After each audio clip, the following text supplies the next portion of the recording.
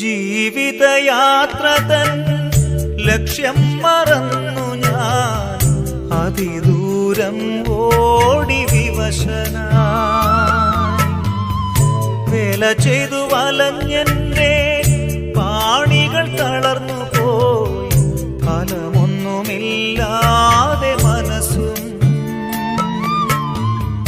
മാറാത്ത വ്യാധികൾ എന്നിൽ പടരവേ നോവേറ്റു പിടയുന്നു ഞാൻ.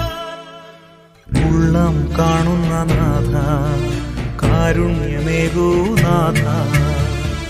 ഉള്ളിനുള്ളിലുണ്ടേറെ നൊമ്പരങ്ങൾ നാഥ. കേട്ടിടുവാൻ നീ മാത്രമുള്ളൂ. ഏറെയേറെ നാളായി മനസ്സിന്റെ കോണിൽ മായാതെ നീറിടും വേദനകൾ. വന്നിടു കേൾക്കുവാനാ എന്നേശുവേ.